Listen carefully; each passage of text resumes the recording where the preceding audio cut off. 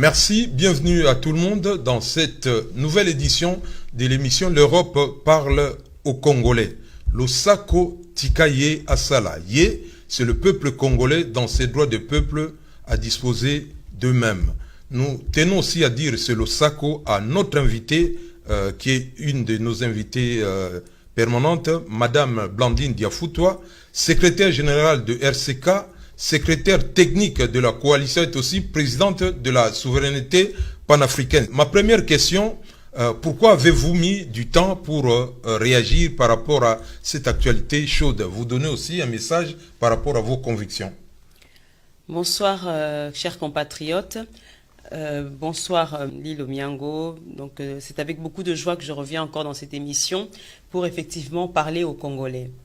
Premièrement, je voudrais présenter mes excuses à tous les compatriotes, à toutes les personnes, à toute ma famille, à tous les amis qui ont suivi ce qui s'est passé récemment, dernièrement, sur les réseaux sociaux. Chers compatriotes, je pense que jamais depuis j'ai commencé la lutte pour libérer le Congo, avec vous dans le mouvement des combattants, j'ai parlé de ma vie privée. Et ça, malgré toutes les attaques que j'ai pu subir pendant toutes ces années. Je suis une femme, certes, parce que Dieu l'a voulu ainsi. Mais mon cœur et mon âme, tout d'abord, est celui d'un être humain. Aujourd'hui, certains soi-disant combattants qui, depuis plusieurs années, s'acharnent sur le RCK, et en particulier sur les deux personnalités, Jean-Martin Sali et moi-même, ces personnes se cachent souvent sous des faux profils et viennent déverser leurs calomnies sur nos publications, voire même sur leurs propres murs. Je m'étais toujours demandé quelle était la motivation. La jalousie, le complexe, la misogynie, le sexisme et autres qualificatifs que l'on peut imaginer. Mais ma deuxième interrogation, et c'est celle sur laquelle je me suis attardée à réfléchir et à comprendre, quel danger est-ce que je représente pour eux? J'en suis venue à cette seule conclusion. Je ne suis pas un danger pour eux-mêmes, mais pour le régime de la Kabylie. Donc ils aident le système d'occupation que je combats à nous détruire afin que cette vraie opposition muée en résistance aujourd'hui dans la diaspora disparaisse totalement. Et bizarrement, c'est encore eux qui confirment au monde entier que nous sommes les leaders de cette résistance par leur acharnement sur nous plus que sur les autres. Je fais cette émission aujourd'hui tout simplement pour dénoncer publiquement, pour la première fois, et je l'espère pour la dernière fois, pour dire qu'aujourd'hui, le père de mes enfants, qui a fait cette vidéo récemment, était mon concubin pendant plusieurs années. Mais actuellement, et ça depuis mon dernier né, qui va avoir 4 ans, nous sommes séparés, pour des raisons qui nous sont bien sûr personnelles. Et dans ce cadre-là, tout ce qui va s'en suivre sera dans un cadre privé, sera réglé dans un cadre privé. Si je suis ici, c'est surtout pour vous montrer à quel point le système de la Kabylie, le pouvoir d'occupation actuellement en République démocratique du Congo, a essayé depuis que le mouvement des combattants est né de l'étouffer ou encore d'essayer de le rattacher à des partis politiques existants, complaisants avec ce système-là. Nous, au niveau du RCK, nous avons eu une position très claire dès le départ. Nous sommes ni derrière un parti politique, ni derrière un politicien. Nous sommes là pour le peuple, et rien que pour le peuple congolais. Et cette position nous coûte aujourd'hui tout cet acharnement-là. Parce que beaucoup de nos frères et sœurs combattants qui ont été pendant toutes ces années devant vous, qui ont présenté, qui ont lutté pour le combat, qui ont présenté la République démocratique du Congo, ceux-là étaient rattachés à un parti politique. Ceux-là ont eu des tendances avec le pouvoir d'occupation. Et je vais citer les noms, puisque nous avons dit maintenant au niveau de la diaspora que nous ne garderons plus secret les noms de ceux qui viennent délibérément contribuer au massacre de notre peuple congolais. Ceux qui viennent délibérément protéger ceux qui violent les femmes et les enfants en République démocratique du Congo. Donc il y a une procédure judiciaire qui a été mise en place. Cette procédure judiciaire met en place plusieurs personnages. Andreas Mouzon, Papi Volcan Mbombo Mbango, Pacheli Mikobi, Lobobo, Babin Masombo alias Stéphane Ouahani, Jimmy Katalai, Jean-Marie Mboyo, Dieudonné Djamba, Antoinette Motuta, Louise Kolokusu. Toutes ces personnes-là, si je les cite aujourd'hui, c'est parce que c'est toutes ces personnes-là qui ont été voir mon ex-concubin et qui lui ont rapporté tous les propos qu'il a dit dans ses vidéos et que eux-mêmes par la suite ont repris en faisant publiquement atteinte à ma vie privée, en faisant violence sur ma vie privée et en atteignant directement mes enfants. Donc c'est à ce titre-là que je suis ici pour vous faire comprendre que l'acharnement qu'on mène sur nous est un acharnement qui a été prémédité. Donc vous confirmez que des plaintes ont été déposées? Les plaintes ont été déposées. Nous avons des plaintes pour agression.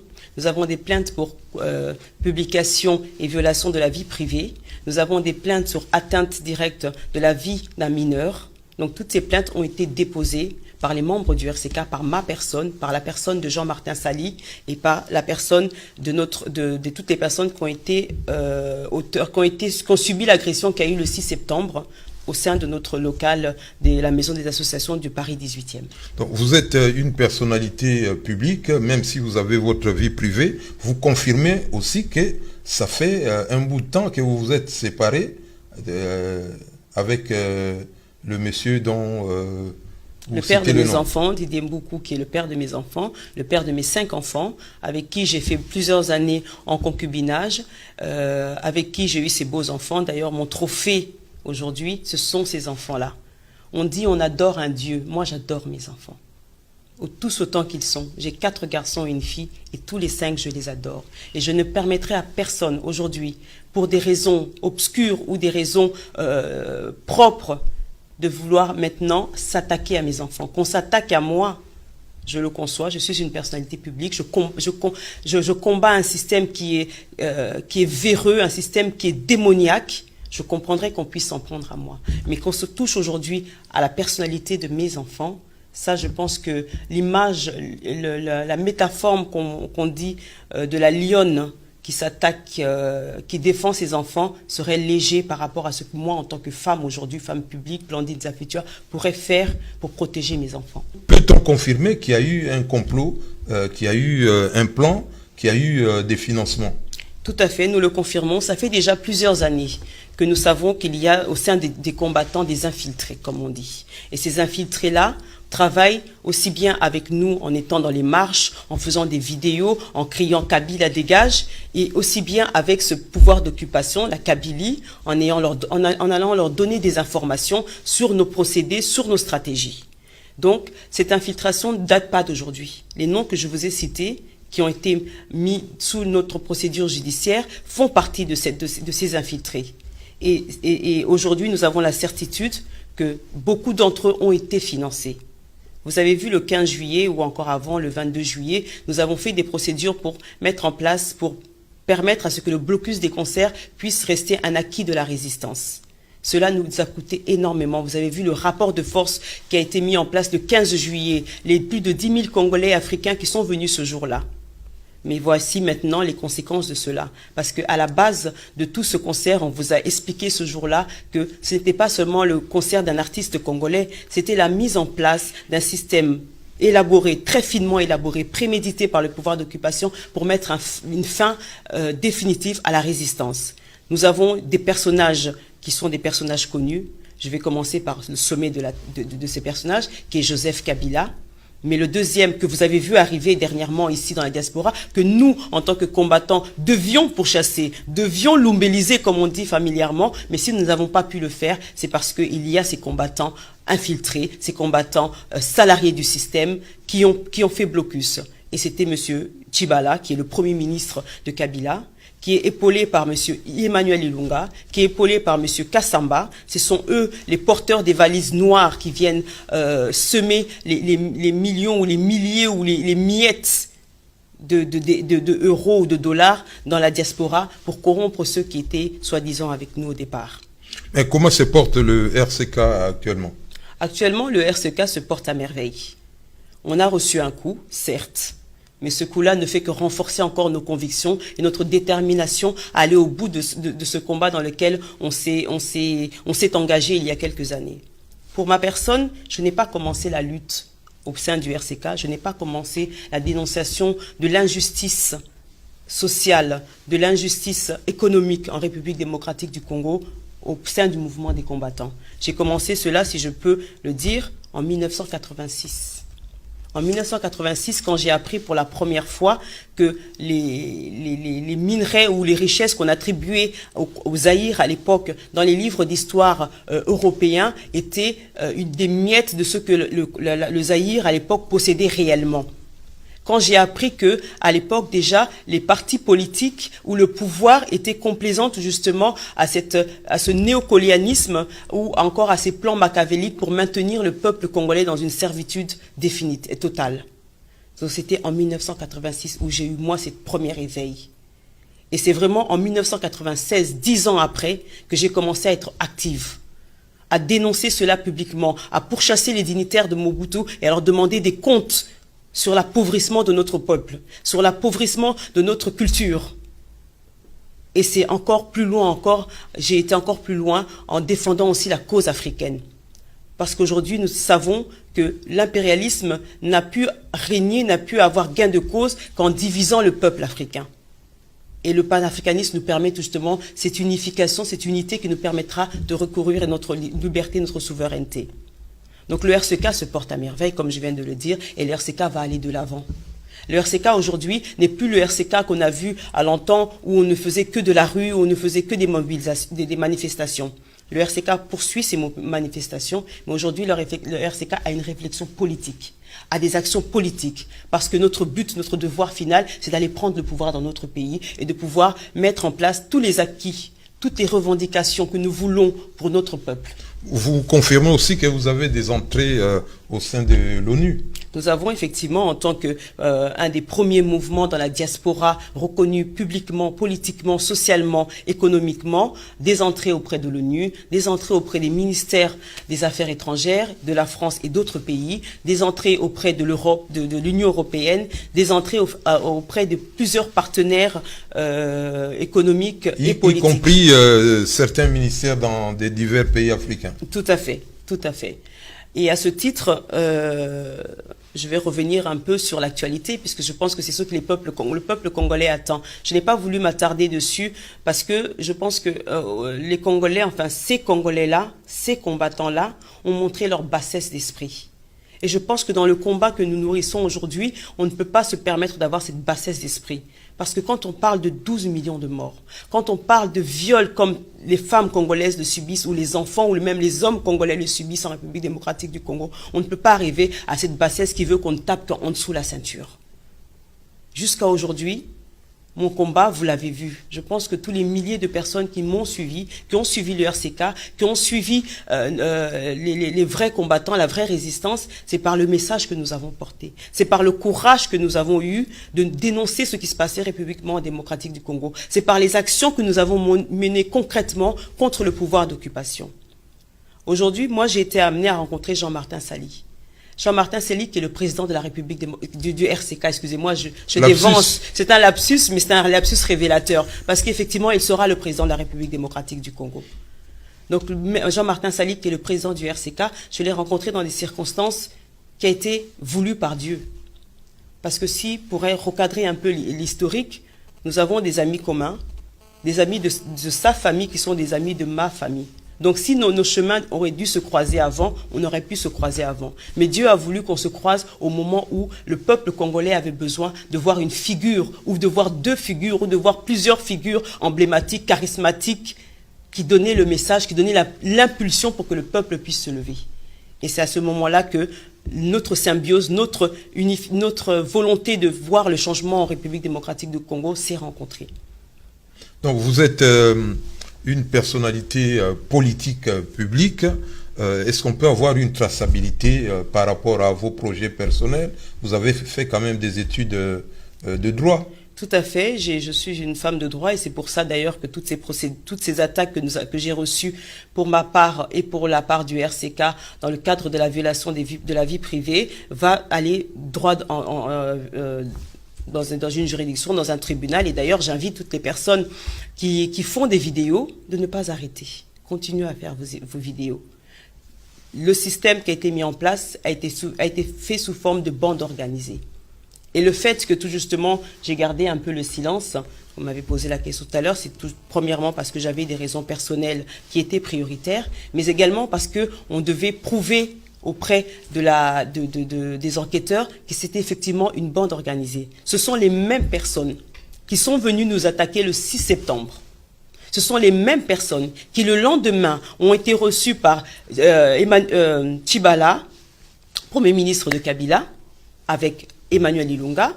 Ce sont les mêmes personnes qui, après que nous ayons tenu à faire marquer notre présence en tant que soldats veilleurs sur nos convictions devant le palais de l'Élysée le 12 septembre pour confirmer que Kabila ne serait pas là, ce sont les mêmes personnes encore qui aujourd'hui, vous voyez, font des vidéos, reprennent des propos déformés et estirpés par l'émotion de père de mes enfants, qui continuent à faire cette vidéo. Alors ne vous arrêtez pas. Continuez, on vous rajoutera dans la liste des plaintes de cette bande organisée. Quant à moi, effectivement, je suis une femme de droit, j'ai fait mes études de droit. Malheureusement, à l'époque, je n'ai pas pu aller au-delà de ce que j'envisageais. Mais aujourd'hui, pour mes projets futurs, j'ai arrêté mon travail expressément pour reprendre mes études. Car j'estime que même si l'intelligence est innée, aujourd'hui, la République démocratique du Congo a besoin de toutes ces filles et ces fils qui ont la capacité intellectuelle, la capacité physique de pouvoir demain la défendre et la représenter et surtout la surélever, car c'est la place que nous avons aujourd'hui dans le monde.